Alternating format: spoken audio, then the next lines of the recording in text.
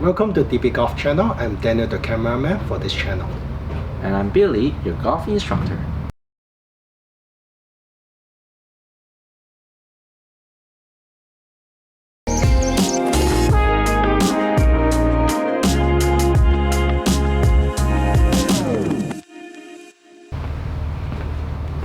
When we talk about golf, most of the time we talk about golf swing. Other than the swing, equipment also is important. With the right equipment, not only we will enjoy the game more, also can help your improvement. Let's take a look on those clubs head, and today we will focus on the irons.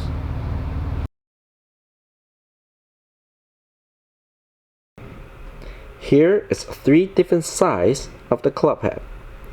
This is oversized. You can see the club head is big and it's thick. This is the standard size. It's a bit smaller and not as thick. And this is the tour size. It's a little bit more smaller and more thin. If I take the standard size out, then you will see it's more obvious that this is a lot thicker and bigger, and this is more smaller and thinner. So this is an Atom Blue. It's an oversized club head. You can tell the sweet spot it's about this big. So it's more like an oval area over here.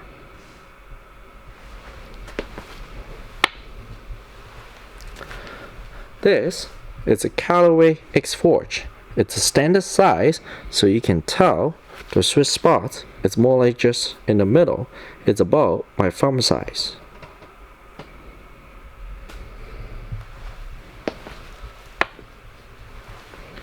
And this is a Titleist MB.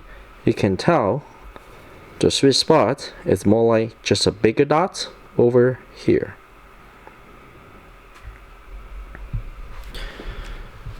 So we know when we hit at the sweet spot, the ball will travel further.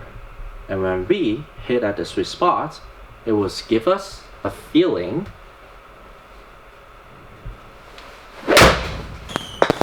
sweet. When I try to explain these type of club head to my student so they have a better idea when they're looking for the golf clubs, well, just from the 3 spots, I guess I can say beginners,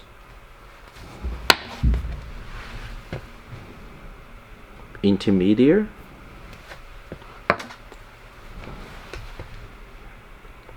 and advanced, or sometimes you call them blade.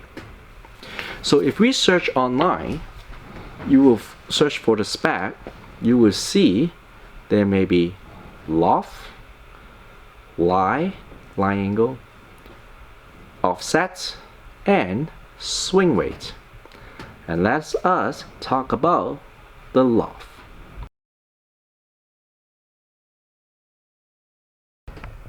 In the set of the iron, the longer the club it is, you will find the loft is lower, and we have longer distance. When we have a shorter clubs, you will see the loft is higher and we have a shorter distance. So when we have lower loft, you will see the ball will travel further distance, and higher the loft it is, the ball will have a shorter distance. Due to different club head design, and sometimes the club company will change around these numbers to meet the requirement of the market. You can see these 2 are overhead size. They made by 2 different companies. So both are thick, but one is even more thick, and the offset is a lot more. You might not able to see the line angle and the loft, but usually they are a bit different too.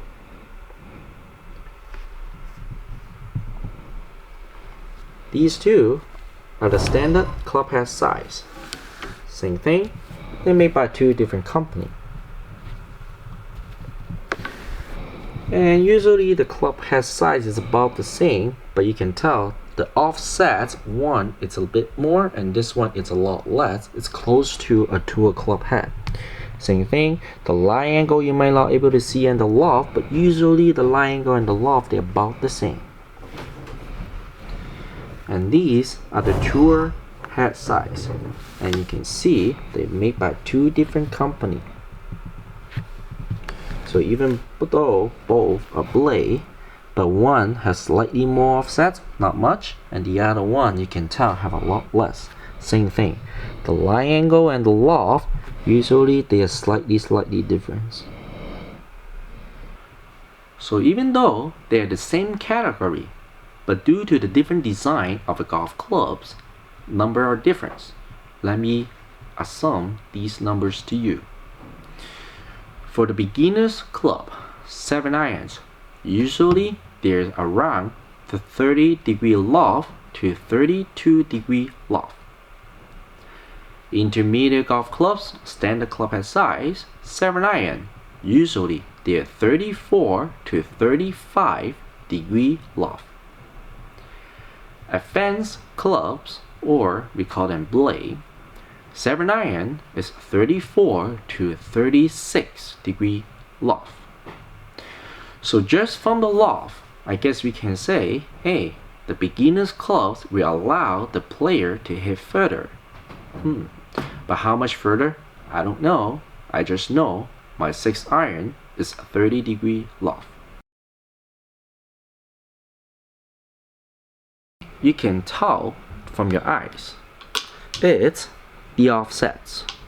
You can tell the beginner's club have a much bigger offset, and the advanced club it's a lot less offsets.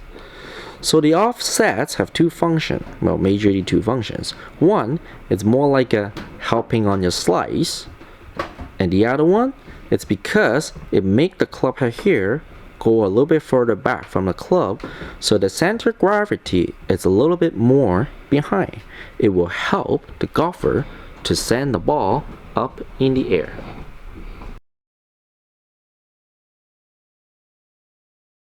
Another part that I want to talk about is the beginner's clubs.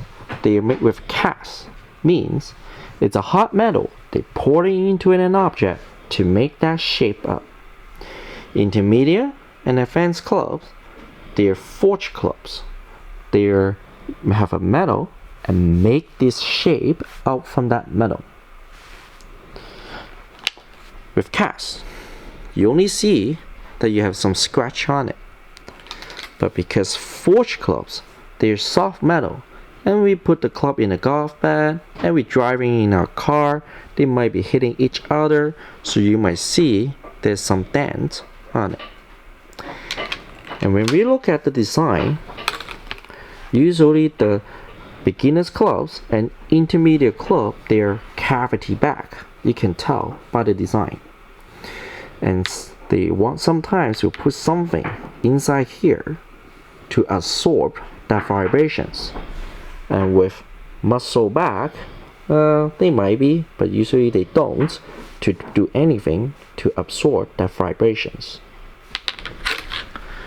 So when we hit the ball with beginners and intermediate club, when we make some mishit, we know we make some mistake shots because we can feel it, but it's absorbing the vibration, so you're okay. But with play, when you make that mishit with a fast club head speed, trust me, you will know about it.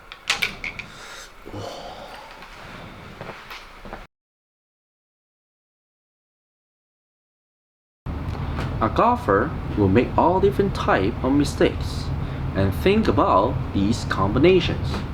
For example, if a golfer who somehow bring the club too close to the body, so now you can see the ball is more close to the toe, but because it's a beginner's golf clubs, That's why the ball still within that sweet spot. So the ball still travel far with distance. We're okay. But if I'm making the same mistakes with intermediate golf clubs, then you will see because the sweet spot is a lot smaller. So now the ball is not in range of that sweet spot. You might have experienced distant loss. So for this, well, you need to cut down your mistakes by, even though you are, but less. So now you can see the ball is still closer to the toe, but not as much, but it's still within that sweet spot range, so the ball still able to flies up. And then with the advanced clubs, we know that sweet spot is a lot smaller, then we want to make sure, even though it's a mistake, it's just a tiny little bit mistakes, hopefully the ball is a little bit close to the toe but still within that sweet spot, so you don't lose that distance. So you will see the advanced golf clubs have a higher requirement of it. So the stability of your body is important. How easy you can duplicate your swing is important. So some of my students will ask, hey Billy, when should I try different level of the clubs? And I will suggest, if you can't hit your club always having all these good shots, and you start finding a method A, method B, and method C, and they still all work out, then I say, hey, maybe you do want to try next level of the clubs. And when you're trying, you might have this experience. Either one or more method, it's not working anymore, or not working as good anymore, then now you find something in your swing. And have fun with it.